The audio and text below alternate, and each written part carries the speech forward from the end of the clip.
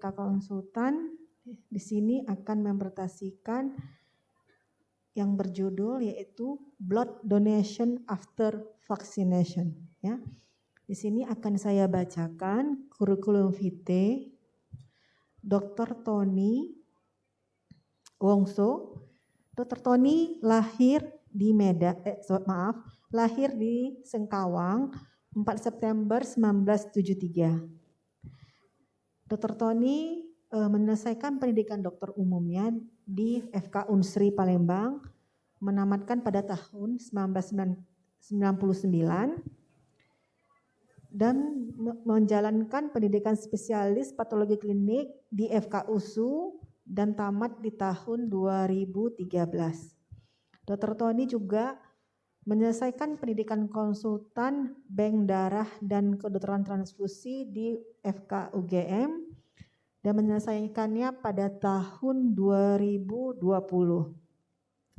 Pada saat ini Dr. Tony bekerja sebagai Wakil Kepala UTD RSUP Haji Adam Malik dari 2016 sampai 2019.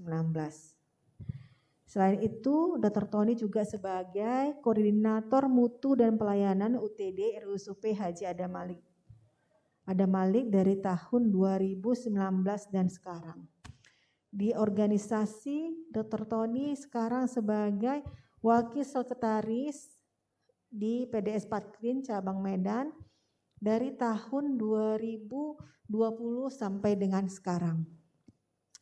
Selain itu, Dr. Tony juga merupakan member aktif di American Association Blood Bank atau AABB dan juga sebagai member di ISBT, International Society of Blood Transfusion, dan juga member di ASFA, American Society for Apheresis.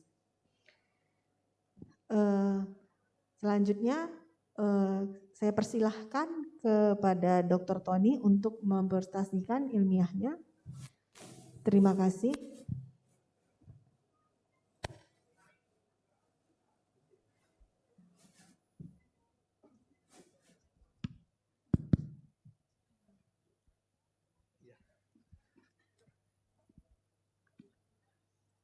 Ya, terima kasih kepada moderator yang telah memberikan waktu dan kesempatan kepada saya.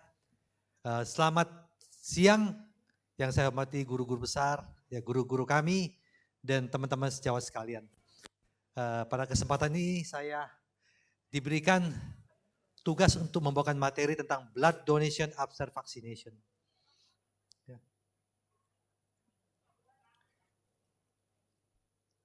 Sebagai pendahuluan, kita ketahui bahwa di dalam pelayanan transfusi darah, salah satu tujuan utamanya adalah untuk membantu proses penyembuhan. Sehingga ya, ini merupakan salah satu upaya dalam rangka penyembuhan penyakit dan pemulihan. Dan ini sangat membutuhkan tentunya persediaan darah yang cukup, ya, kemudian maupun komponen darah yang cukup, aman, mudah dijangkau, dan mudah diakses oleh masyarakat. Ya. Kita bicara ini dalam kondisi normal. Bagaimana dengan masa pandemi? Bagaimana dengan masa vaksinasi ini? Apakah pengaruhnya terhadap suplai darah kita?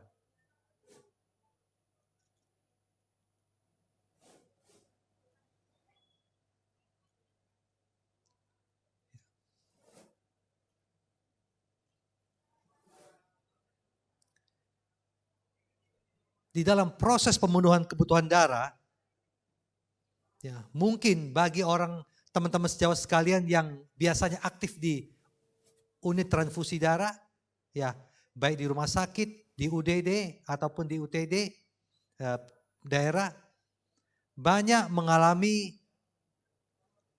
kesulitan, ya, khususnya saat pandemi ini. Suplai darah dalam kondisi normal hanya mampu dipenuhi sekitar 90%. dalam keadaan normal, tidak dalam masa pandemi, kita hanya mampu memenuhi 90%.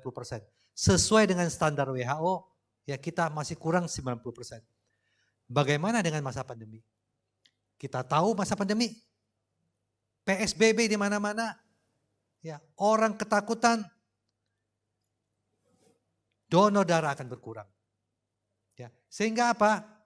Sehingga jumlah donasi akan menurun. Belum lagi fasilitas donor, semuanya stop. Ya, dulu kita bisa menyelenggarakan donor di sekolah, di kampus, di mall, tapi semuanya tutup. Tidak berani. Ya. Sehingga ini mempengaruhi suplai darah. Bagaimana dengan masa pandemi? Ya. Pandemi tetap berjalan. Sekarang masa vaksinasi. Vaksinasi sudah jalan. Tapi menjadi pertanyaan, ya, banyak orang yang menanyakan, apakah setelah vaksinasi ini boleh donor? Ya.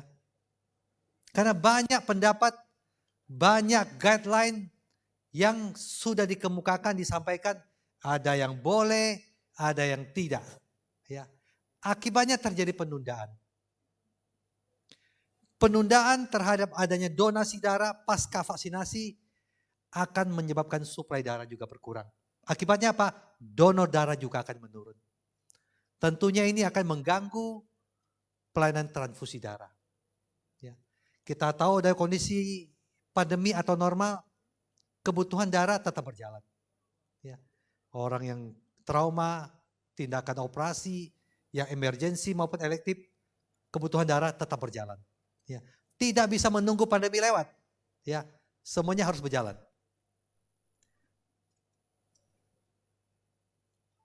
Nah, bagaimana saya akan memberikan gambaran sedikit. Sebelum pandemi, ya, donor darah begitu gencar. Pengalaman kami di UTD Adam Malik, kita bisa donor di mall. 1 minggu itu berapa kali? Mengumpulkan massa dalam jumlah yang banyak.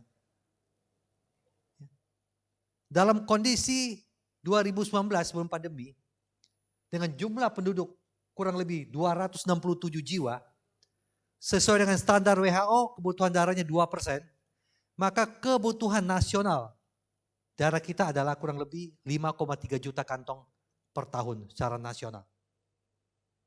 Itu pun kita masih kekurangan 500.000 kantong per tahun. Ini penyebabnya banyak, ya. Kesadaran masyarakat masih kurang, ya. Keengganan untuk mendonorkan darah, ya, ketakutan dengan hal-hal yang mereka sebenarnya tidak tahu, ya, tapi ya dengar info sana sini sehingga semua ketakutan mendonor. Akibatnya suplai darah tidak maksimal. Ya. Nah, karakteristik donor dalam kondisi normal ada sebagai berikut. Ya. Dalam keadaan normal, suplai darah ini 90% lebih dari pendonor sukarela. Hanya 10% kurang dari keluarga atau pengganti. Kegiatannya 65% di luar gedung UTD. 35% di dalam gedung. Itu dalam kondisi normal. Beginilah karakteristik donasi kita. Ya. 90% dari sukarela. Bayangkan saja bagaimana imbasnya dengan suplai darah dari sukarela ini di masa pandemi. Kita lihat. Ya. Masa pandemi masuk tahun 2020. Ya, udah setahun yang lewat, ya.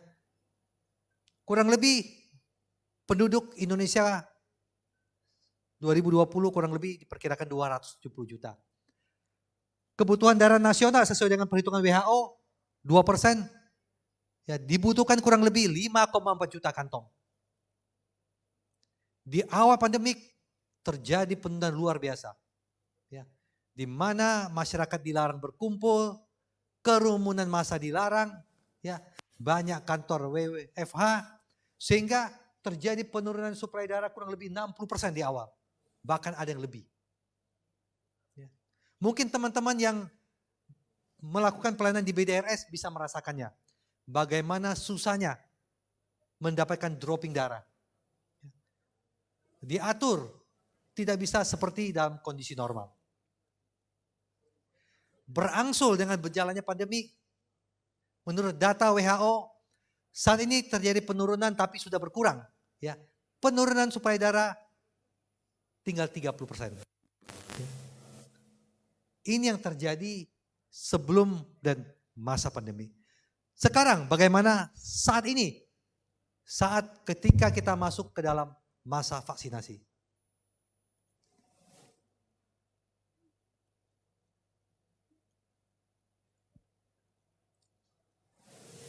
Ya, oke, baik. Sebelumnya balik. Oh, oke, baik. Ya, maaf. Sebelum kita lanjut ke vaksinasi, ini adalah gambaran karakteristik donasi pada saat pandemi. Kalau sebelumnya 90% adalah donor sukarela, masa pandemi turun, donor sukarela menjadi 40%. Tetapi donor pengganti atau keluarga naik jadi 60%. Kegiatan mobile unit yang di luar gedung turun 30%, sedangkan yang di dalam gedung naik menjadi 70%. Terjadi perubahan yang luar biasa. Ya, 180 derajat. Pada saat pasien-pasien datang di UTDRS kami, ya, ketika suplai darah tidak ada, mau tidak mau kita mengharapkan keluarga yang donor. Kenapa? Karena terjadi kelangkaan darah. Di mana-mana secara nasional seluruh Indonesia terjadi kelangkaan darah. Ya. Donor sukarela semua takut di awal pandemi, tidak ada yang berani keluar rumah. Ya, apalagi suruh datang ke UTD itu donor. Ya, pada takut semua. Ya, darah menjadi barang yang langka. Mau tidak mau kita anjurkan keluarga dan penggantinya ya untuk datang untuk memberikan darah mereka. Juga lokasi donor juga berubah drastis. Ya, semuanya menjadi di dalam gedung. Ya, karena kerumunan massa tidak diperbolehkan. Nah, bagaimana cara mengurangi dampak akibat berkurangnya ketersediaan darah dan berkurangnya donor darah? Yang pertama, untuk terjadinya penurunan donasi ya, yang disebabkan oleh pendonor takut terinfeksi, biasanya akibat berita-berita yang tidak benar, ya, informasi yang salah, ataupun kurangnya kesadaran dari masyarakat untuk donor. Ya. Kita bisa lakukan, yang pertama, komunikasi yang lebih jelas, memberikan informasi yang benar, ya, yang proaktif dan konsisten, sehingga pendonor sukarela yang biasanya donor, jadi menjadi berani untuk datang donor. Ya. Ini terjadi ya karena selama ini informasi yang mereka dengar salah. Ya. Kemudian untuk pendonor yang tidak dapat datang, pingin donor tapi tidak berani datang atau tidak dapat datang, ya, bisa karena akibat pembatasan kerumunan massa atau pergerakan, penutupan tempat kerja, sekolah, dan organisasi masyarakat. Ya, sebagaimana kita tahu, donor utama kita adalah biasanya selain di kantor-kantor, ya, di perusahaan, tempat kuliah, kemudian juga organisasi-organisasi masyarakat, organisasi keagamaan, itu yang menjadi pendonor utama. Kalau semua itu ditutup, jadi pendonor tidak bisa melakukan atau melaksanakan keinginannya untuk donor. Kita bisa lakukan langkah sebagai berikut. Ya. Bisa kita siapkan transportasi. Contohnya 10 orang atau lebih sesuai dengan kesepakatan. Ya, di satu tempat bisa donor. Kita bisa datangin. Kita jemput bola. Ya, sehingga mungkin satu hari keliling beberapa tempat mendapat jumlah yang cukup. Ya. Kemudian melakukan penjadwalan ulang. Sehingga pada saat pendonor tidak bisa datang, kita jadwalkan ulang. sesuai dengan kemampuan atau jadwal yang dia bisa datang. Kemudian menyesuaikan jam operasional. Contohnya, dulu tempat donor di mall jam 9 sudah buka, sekarang jam 11 baru boleh buka. Kita bisa menyesuaikan. Tempat kerja, ya, yang berubah jam operasionalnya, mungkin kita bisa melakukan penyesuaian waktu operasional tempat donor darah, sehingga kegiatan donor tetap berlangsung. Dan saat ini sudah mulai membaik kondisi. Ya, kegiatan donor sudah mulai pelan-pelan berangsur, ya, berangsur-angsur pulih seperti sedia kala. Ya, walaupun tidak bisa mencapai 100%, tapi 60% sudah mulai ke arah sana. Kemudian untuk kekurangan darah yang ekstrim, ya, di saat kekurangan darah yang ekstrim, kondisi di atas belum bisa tertanggulangi, ya, di mana juga karena penurunan donasi, bisa kita lakukan dengan pengurangan interval. Kita tahu biasanya orang donor kan satu kantong, ya. Tapi dalam keadaan tertentu, ya, di mana pendonornya berat badan di atas 70, dengan HB yang masih normal, setelah donor belum 2 bulan bisa kita ambil ulang. Mungkin jadi pertanyaan, kenapa boleh?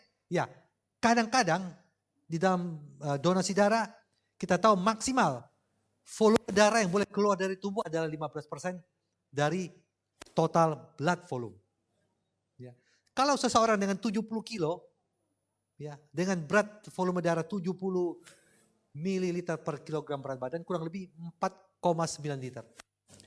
Dikalikan 15% kurang lebih 735 mililiter boleh keluar dari tubuh tanpa menimbulkan efek samping.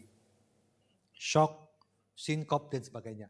Akibatnya satu orang dengan berat 70 boleh mendonasikannya 2 kantong. Ya.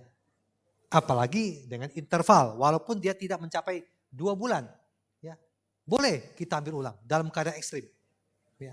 Di mana donasi susah, ya, keadaan emergensi, ini boleh dilakukan sebagai solusi sementara untuk memenuhi kebutuhan darah.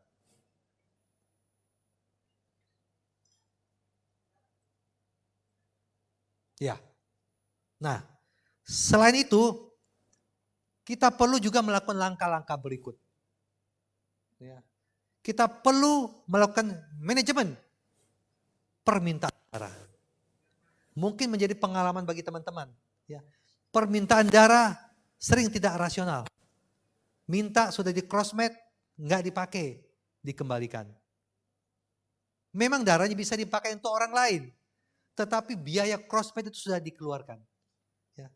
Kadang-kadang lebih banyak biaya crossmatch kita keluar, sia-sia darah tidak dipakai. Kita perlu manajemen permintaan darah. Memang selama pandemi, ya, kebutuhan darah mungkin saja menurun akibat fokus perawatan pasien kepada pasien COVID. Ini kita alami semua, ya. Dan operasi elektif, intervensi klinis semua ditunda. Ya. Bukan kita menunda, pasien pun takut untuk ke rumah sakit. Sehingga mungkin saja kebutuhan darah menurun. Tetapi perlu diingat, ya, masih banyak pasien di luar operasi elektif dan intervensi klinis yang membutuhkan darah. Pasien trauma kecelakaan, pasien perdarahan anemia berat karena kelainan darah, operasi sito, semua ini masih membutuhkan darah. Ya. Sehingga perlu dalam kondisi di mana suplai darah yang minim, perlu dilakukan manajemen permintaan darah sehingga darah bisa terjaga suplainya. Ya. Kemudian perlu dilakukan juga namanya Patient Blood Management, PBM. Ini lagi gencar, ya. Di negara-negara yang maju, PBM, Patient Blood Management ini sangat digencarkan. Kenapa? Karena ini bisa membantu menjaga suplai darah. Darah menjadi rasional, akibatnya apa? Terjadi penghematan. Ya. Ini dilakukan dengan komunikasi dan koordinasi yang efektif dengan para klinisi. Ya. Sehingga apa? Permintaan darah dan komponen darah menjadi rasional. Ini juga akan menjaga suplai darah tetap terjaga. Nah, Kita lihat sekarang masa vaksinasi. Ya. Saat ini memang vaksinasi untuk usia 18 sampai 59 tahun belum dijalankan. Ya. Walaupun ada tapi belum secara full. Ya. Nah, pendonor aktif kita itu termasuk di dalam usia 18 sampai 59 tahun ini. Ya. Bagaimana pengaruhnya jika vaksinasi pada usia ini dijalankan? Ya. Tadi kita tahu ya usia-usia yang tadi mau divaksin kurang lebih pembicara sebelumnya 187 juta dan usia 18 sampai 59 ini kurang lebih 160 juta. Dipotong dengan nakes yang sudah vaksinasi kurang lebih 1,4 juta, dengan lansia tersisalah 160 juta. Dan donor aktif kita ada di dalamnya. Bagaimana kalau mereka mengalami vaksinasi atau divaksinasi dan terjadi penundaan? Ini luar biasa efeknya, pengaruhnya terhadap suplai darah. Ya. Oleh karena itu perlu diatur, ya, dijaga bagaimana proses vaksinasi ini tidak menghambat kekurangan suplai darah. Nah, setelah vaksinasi banyak pendapat, ya, terutama yang dua ini, boleh donor, ada yang tidak boleh. Ya. Boleh donor atau tunda donor. Guideline dari WHO, guideline dari FDA Amerika, guideline dari AABB American Association of Blood Bank, ya dinamis, ya berubah terus menyesuaikan waktu. Sebelum ada vaksin, waktu vaksin masih trial, masih percobaan, masih investigasi, guideline-nya begini.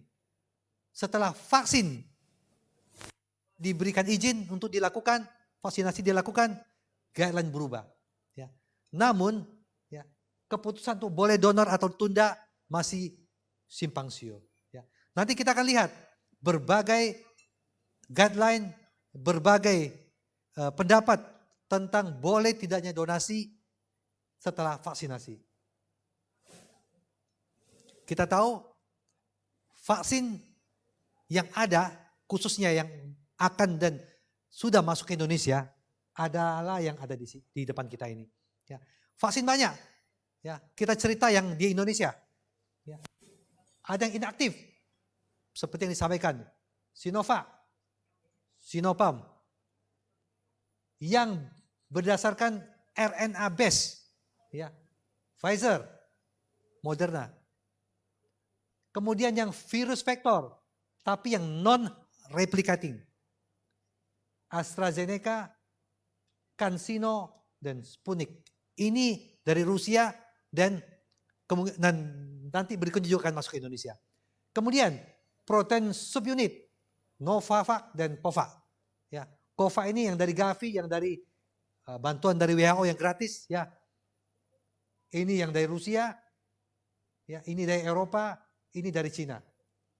Ini berbagai jenis vaksin yang akan bakal masuk ke Indonesia. Bagaimana kalau saat dilakukan vaksinasi? Di antara ini, mana yang boleh langsung donor menurut guideline, mana yang harus ditunda.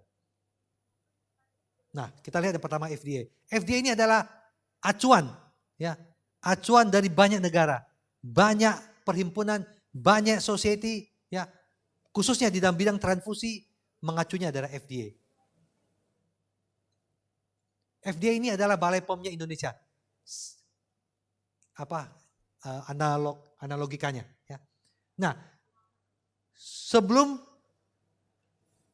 vaksin, sebelum guideline ini yang bersifat sementara ini dikeluarkan, dulu FDA mengatakan bahwa donor darah setelah vaksinasi harus ditunda. Waktu itu vaksin masih investigasi.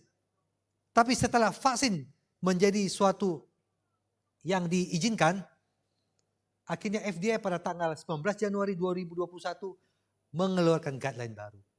Ya. Bahwa untuk vaksin yang menggunakan inactive virus, kemudian virus vektor yang non-replicating, atau yang basicnya mRNA, dapat mendonorkan darah tanpa waktu tunggu. Kemudian yang menggunakan live attenuated virus yang hidup atau yang dilemahkan harus ditunda minimal 14 hari setelah vaksin atau 28 hari. Kemudian jika ragu saat donor, lupa. Dia tidak pernah nanya vaksin apa yang diterima. Kalau kita kan tahu ya, karena waktu itu Sinovac semua. Ya mungkin nanti kalau masuk semua vaksin, mungkin kita bingung. Vaksin apa yang saya terima? Ya. Tunda. Minimal 14 hari. Ya. Kenapa? Karena ada kemungkinan pendonor itu menerima vaksin yang dilemahkan. Tapi syukur, vaksin dengan virus yang dilemahkan atau virus hidup tidak masuk ke Indonesia. Saat ini yang buat hanya di India. Kemudian kita lihat, ya, begitu FDA mengeluarkan guideline-nya, yang lain langsung menyusul. American Association of Blood Banking langsung merespon apa yang sudah dikeluarkan oleh FDA. Ya, karena AABB ada di Amerika, tentunya dia merespon apa yang regulasi dari FDA. Ya. Menurut American Association of Blood Bank, ya, penundaan donor darah setelah vaksin COVID tidak diperlukan. Asal ya dokter melakukan evaluasi calon donor dan menentukan kelayakannya. Mungkin dia ada efek samping atau KIPI setelah vaksinasi, ya nggak boleh. Ya. Donor harus dalam keadaan sehat dan memenuhi semua kriteria donor pada hari donasi. Kemudian ada beberapa hal yang harus diperhitungkan. Yang pertama, bila vaksinnya virus vektor dengan non-replicating atau berbasis mRNA dapat mendonorkan darah tanpa masa tunggu. Ini sama dengan, karena dia di Amerika, dia akan mengacu pada FDA. Sama nih. Vaksin hidup tunda 14 hari, jika ragu tunda 14 hari. Ini American Association of Blood Bank. Ini juga menjadi acuan kita. WHO pada tanggal 17 Februari, tadi 19 Januari, 12 Februari, kemudian 17 Februari WHO merespon. Ya. Menurut WHO, penerima vaksin menurut perlakuan secara global sebenarnya boleh langsung jika sehat. Tetapi, ada tapinya, jika boleh ditunda 7 hari untuk mencegah adanya efek samping yang tidak diketahui. Kalau di daerah tersebut tidak terjadi kekosongan darah. Ya, itu himbauan WHO. Ya. Menurut praktek secara global memang tidak dilarang. Tidak perlu ditunda. Ya. Tetapi sebaiknya kalau tidak halangan, tidak ada kekosongan darah, bolehlah ditunda 7 hari. Bila setelah vaksin tidak sehat, ya mungkin di antara kita ada yang habis vaksin demam, ya di luar lapar ngantuk, ya mungkin demam, ya itu kan paling banyak ya efeknya, ya tunda 7 hari, ya. Kemudian bila yang diterimanya vaksin hidup, tunda 4 minggu. Bila tidak jelas juga tunda 4 minggu, ya. Ini menurut WHO 17 Februari 2021. Kita lanjut. Menurut Australian Red Cross, ini juga menjadi acuan. Ya, jadi yang menjadi acuan dari bidang transfusi adalah selain FDA, AABB, WHO, dari Australia, New Zealand, Kanada, ya itu menjadi acuan-acuan kita selama ini. Menurut Australian Red Cross, sebaiknya ditunda 7 hari. Kenapa? Untuk memastikan tidak adanya kejadian ikutan pasca vaksinasi, pasca imunisasi atau KIPI. Ya. Dan pada saat donasi harus sehat. Ya. Jika kalau bisa, tahu dia kapan dia akan divaksinasi, sebaiknya donor dulu. Ya, misalnya dia minggu depan mau vaksin, donor dulu. Ya, supaya waktu 2 bulan dia boleh donor berikutnya lagi, sudah aman. Sudah lewat vaksin 1, sudah lewat vaksin 2, sudah lewat kalau ada penundaan. Sehingga dia bisa donor 2 kali antara sebelum vaksin dan sesudah vaksin. Ya. Kemudian menurut Canadian Blood Service, ya, vaksin tidak boleh menghentikan Anda untuk donor darah. Kenapa? Ya, Karena menurut mereka tidak perlu ada penangguhan. Kecuali kalau vaksinnya mengandung virus hidup atau virus yang dilemahkan. Alasannya kenapa? Nanti kita lihat di belakang. Ya, ini diupload pada 4 Maret 2021. Nah, bagaimana Indonesia? Ya. Kita lihat. Ini ada Permenkes 91 2015. Ya. Ini sudah 5 tahun, tapi mungkin banyak yang tidak baca.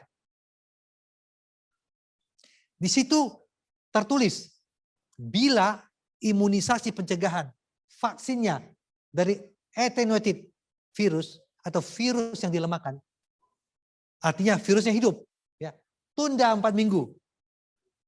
Bila virusnya inaktif, ya, Sinovac, Sinopharm diterima jika keadaan baik, tanpa penundaan artinya. Kemudian, menurut PB PABDI yang sudah kita terima semua, ya, penerima vaksin Sinovac dapat mendonorkan darah setelah 3 hari pasca vaksinasi apabila tidak ada efek samping akibat vaksinasi. Ya, 18 Maret dikeluarkan oleh PB PABDI. Padahal sebelumnya jangka tundanya panjang. Ya. Kemudian 1 hari setelah PB PABDI mengeluarkan rekomendasi, PMI juga mengeluarkan surat edaran. Ya, jika sebelumnya setelah vaksinasi donor tunda 4 minggu, setelah adanya edaran PABDI, mereka juga melakukan revisi, tunda boleh tapi 2 minggu. Ya, 2 minggu setelah vaksinasi kedua boleh donor. Ya. Oleh karena itu dihimbau sebelum vaksinasi donor dulu 2 minggu sebelum, dengan jarak 2 minggu sebelum vaksinasi, dan nanti setelah vaksinasi kedua dia akan 2 minggu setelah vaksinasi jatuh tempo sehingga tidak akan mengalami gangguan.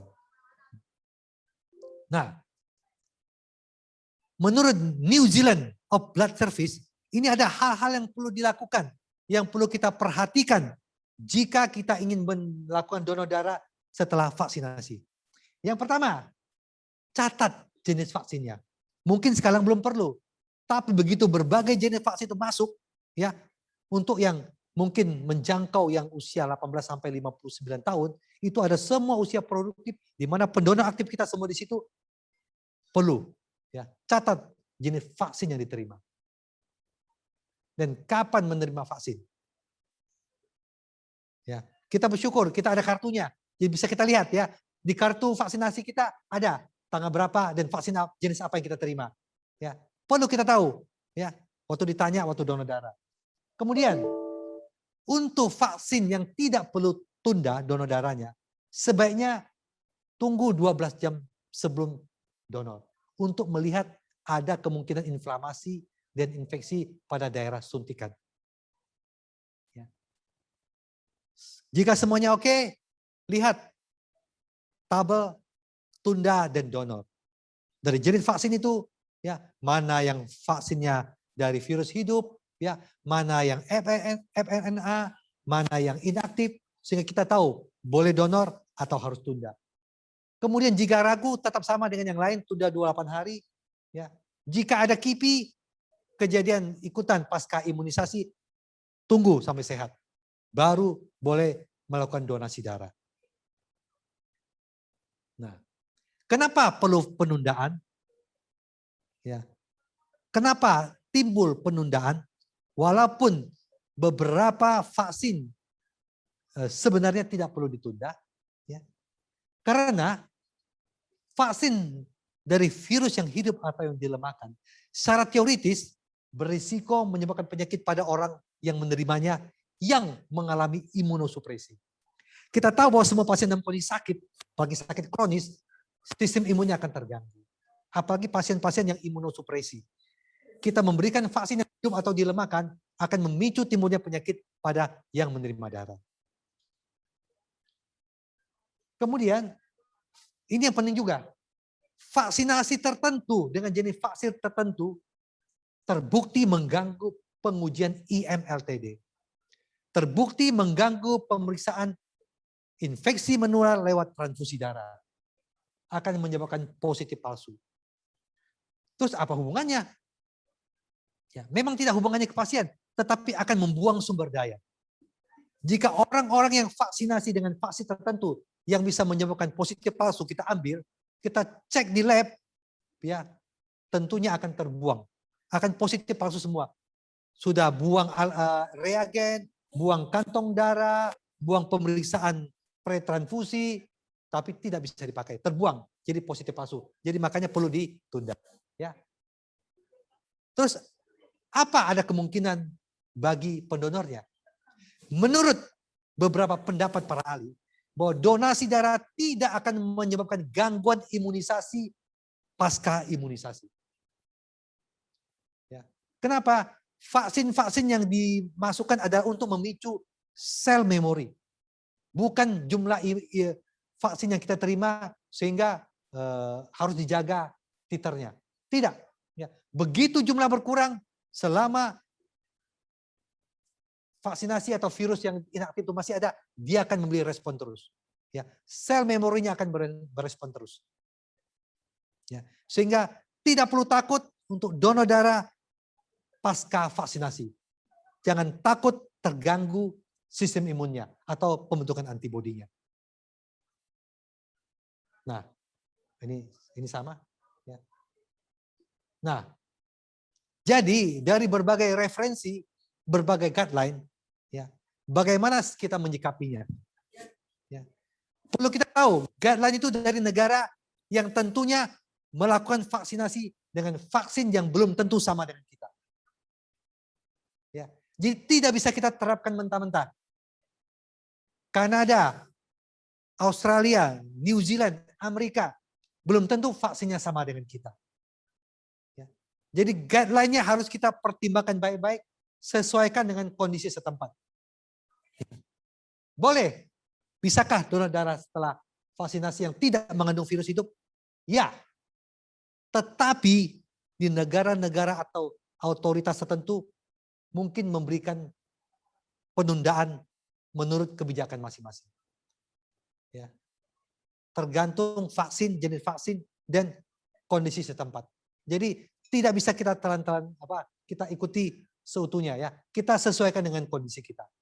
Kalau kami vaksin pasca vaksinasi ya kami ambil karena dasarnya ada, Permenkes juga boleh mengizinkan ya. Walaupun ya beberapa keadaan tidak harus tunda mungkin 3 hari ya, tapi selama dia sehat kami ambil. Ya, tentunya dengan memantau kondisi pendonor. Ya. Mungkin pendonor harus menunggu. Ya. Untuk apa? Untuk memastikan tidak ada efek samping. Ya. Kenapa? Takutnya habis donasi ada efek samping, dia harus kembali. Ya, harus dia akan look back. Ya, meneliti. Walaupun kita tahu bahwa belum ada bukti yang menyatakan bahwa COVID-19 bisa ditularkan lewat darah. Tidak ada bukti, ya. Tapi pasca vaksinasi, jika kondisi tidak baik, sebaiknya ditunda. Jika bisa, kita tahu kapan mau divaksin, ya, sebaiknya lakukan donasi sebelumnya.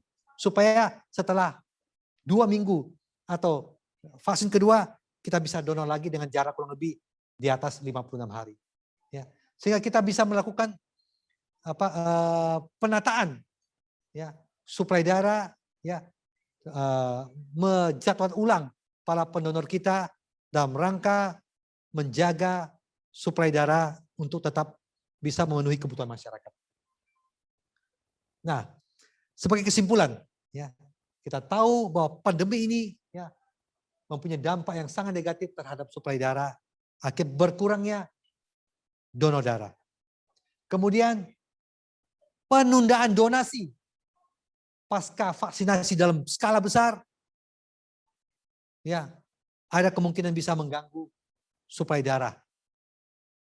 Dan juga perlu melakukan perencanaan untuk mencegah potensi berkurangnya darah dan komponen darah pada masa pandemi dan vaksinasi. Dengan apa? Dengan solusi tadi.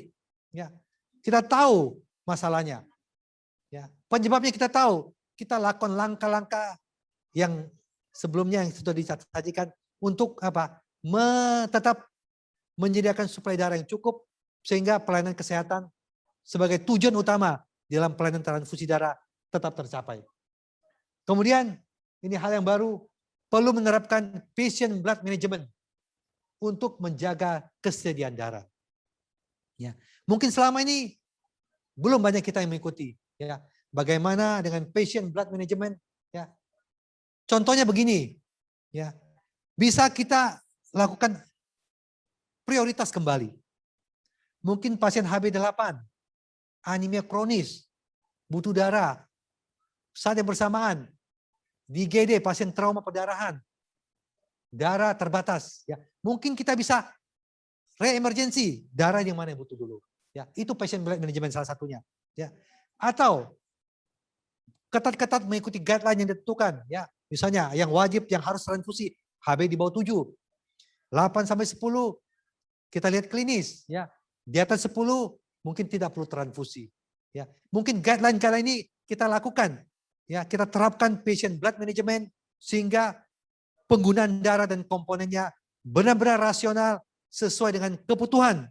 Ya, bukan akibat ketakutan terhadap kondisi pasien ya, tapi benar-benar rasional sesuai dengan kebutuhan pasien.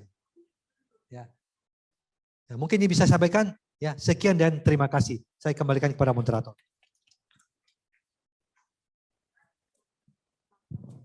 Terima kasih kepada Dr. Tony atas presentasinya yang sangat baik. Baiklah, selanjutnya kita masuk ke sesi diskusi karena ini waktu sudah pukul 12. Jadi di sini saya batasi ya hanya berapa orang. Jadi tadi sudah online, ini coba saya prioritaskan yang offline ya. Kira-kira ada pertanyaan? Tolong panitia, Dr. Yani. Mohon maaf, nggak nampak. Oh, si Agnes ya? Dr. Selaksri Agnes. Terima kasih. Saya ada 2 pertanyaan. Pertanyaan yang umum saja. Buat Dr. Almaikano, kira-kira untuk pasien kadar neutralizing antibody pada penyintas dibandingkan dengan yang non penyintas tapi post COVID, kira-kira mana yang lebih tinggi? Untuk Dr. Tony, saya sih pernah dengar kalau post vaksin tidak kalau untuk pasien yang untuk mendapatkan terapi plasma konvalesennya itu disarankan yang dari penyintas. Nah, bagaimana kalau post vaksin? Apakah bisa sebagai pendonor untuk plasma konvalesen? Terima kasih. Silakan tolong jawab. Ya, sedikit saya tanya ulang, Kak Yani, penyintas dengan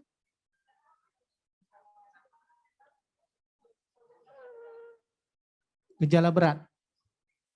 Oke, kalau dari slide saya tadi jelas terlihat bahwa baik penderita yang gejala ringan, sedang ataupun berat dianggap mereka penyintas itu tetap memiliki netralisasi antibodi yang lebih tinggi dibanding yang sama sekali tidak pernah menderita infeksi, Kak. Jadi memang ada kemungkinan, kan kita tahu tadi bahwa post infeksi kan juga terbentuk antibodi. Jadi ditambah lagi vaksinasi. Jadi makin tinggi dia kadarnya, gitu. Dibanding kalau yang sama sekali nggak pernah infeksi, bukan penyintas, tentu kadarnya jadinya sangat rendah, sehingga tidak membentuk netralisasi antibodi yang baik, gitu, Pak.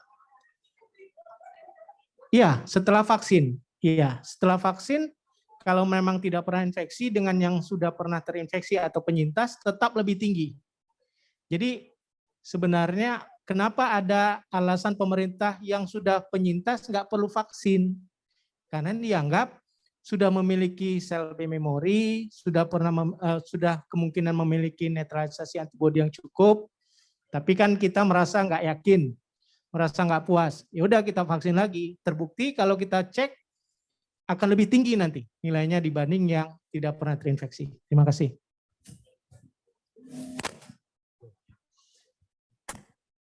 Saya menyambung untuk pertanyaan tentang plasma konvalesen.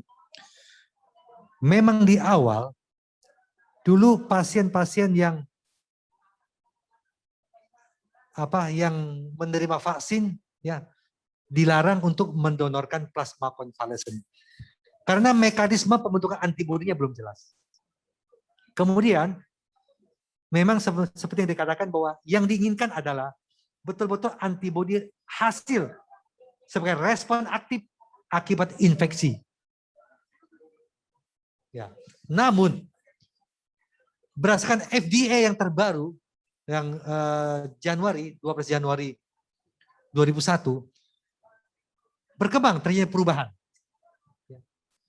Dulu kalau orang yang sudah vaksin, yang sudah sembuh, divaksin nggak boleh.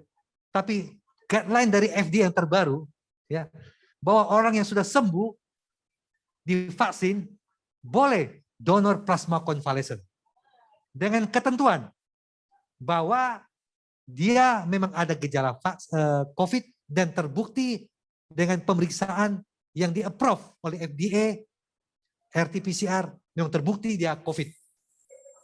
Kemudian vaksin yang diterimanya sesudah dia sakit. Jangan habis vaksin minggu depan sakit, nggak boleh. Harus sakit dulu baru divaksin, boleh. Ya, nggak boleh terbalik. Ya, kenapa? Sama dengan sampaikan Dr. Al-Maikano. Menurut FDA ada kemungkinan vaksin yang diberikan pada pasien-pasien sembuh itu menjadi booster. Ya, menjadi booster.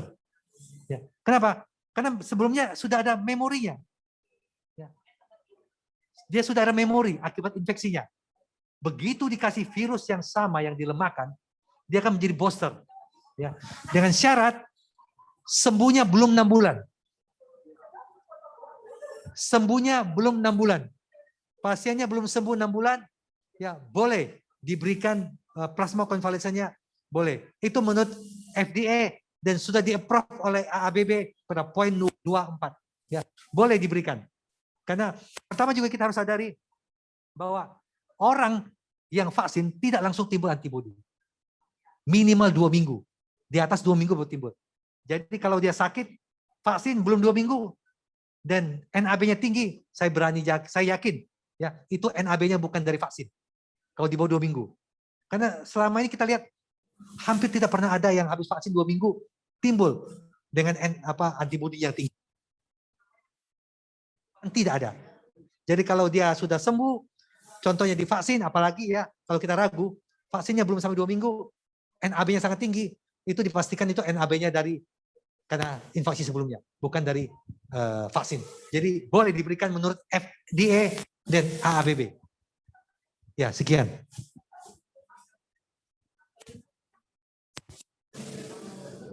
Terima kasih.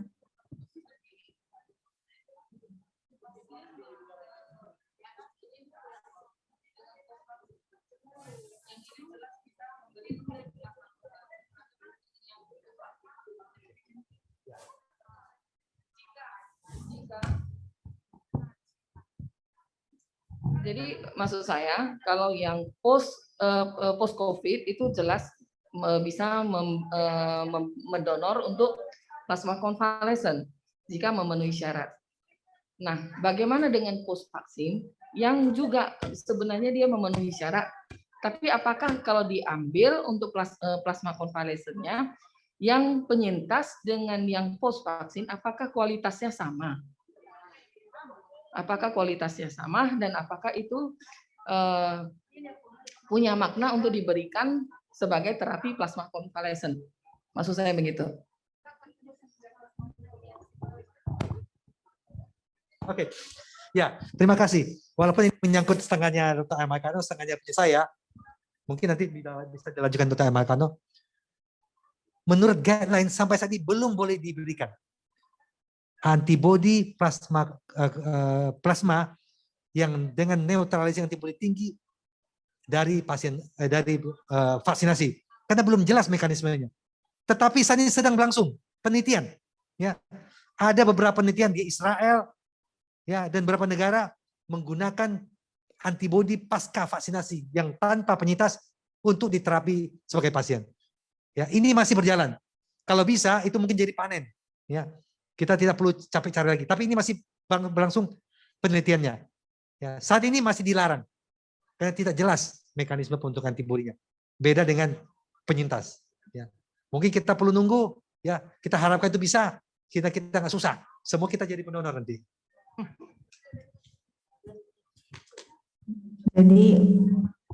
Jadi sudah jelas ya bahwa orang yang post vaksinasi itu untuk donor plasma konvalesen itu tidak dianjurkan ya.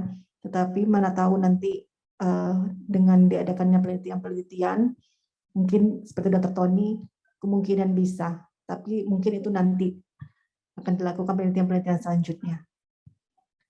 Selanjutnya ke Dr. Slastri Anes, SPPK. Saya persilahkan.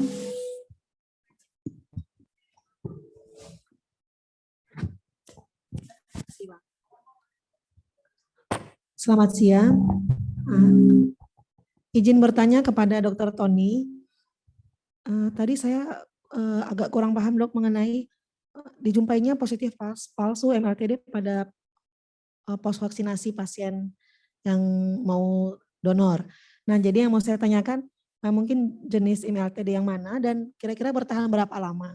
Lalu kalau kita ketemu pasien donor yang begitu, bagaimana cara menjelaskannya? Karena kan tentunya nanti pasien itu bisa berpikir artinya dia bukan karena infeksi yang sesungguhnya gitu, tapi karena vaksinnya. Demikian, terima kasih dokter. Ya. Langsung saja ya. Ya, memang bukan saja di zaman vaksinasi COVID ini.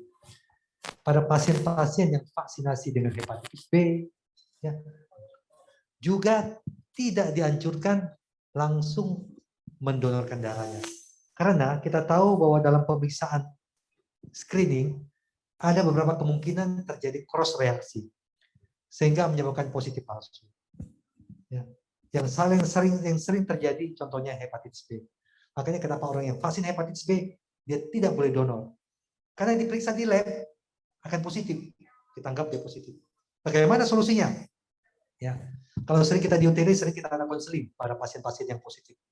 Yang pertama kita tekankan bahwa di UTD itu ada screening, bukan diagnosis. Ya. UTD tidak pernah diagnosis. UTD walaupun alatnya sama, tapi tingkatnya screening.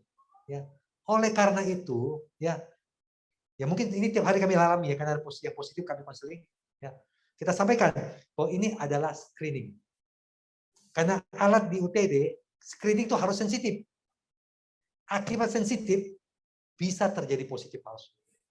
Oleh karena itu Bapak Ibu, ya kita sampaikan kepada pasiennya, bahwa untuk memastikannya, kita perlu melakukan pemeriksaan konfirmasi. Ya. Biasanya dia mengerti, karena memang alat kita tahu yang sensitif, spesifitasnya akan menurun. Ya, mungkin memang kalau di UTD kan terus screening harus cepat, sensitif, walaupun ada kemungkinan spesifiknya akan menurun. Tapi kita harus jelaskan pasien ya, oh itu kemungkinan memang ada, ya. Jangan sampai dia ketakutan, kita bilangin ini kemungkinan bisa terjadi positif palsu. Contohnya yang paling sering sifilis positif, kan kita harus jelaskan bahwa ini kita harus lakukan pemeriksaan TPHA, ya. Karena ini kemungkinan positif palsu akibat yang lain, ya, penyebab penyakit lain, ya, yang bisa memberikan hasil yang sama. Setelah dikonfirmasi ternyata negatif, nggak masalah, pasien bisa menerima. Ya, yang penting kita beritahu bahwa ini adalah screening, bukan diagnosis. Gitu.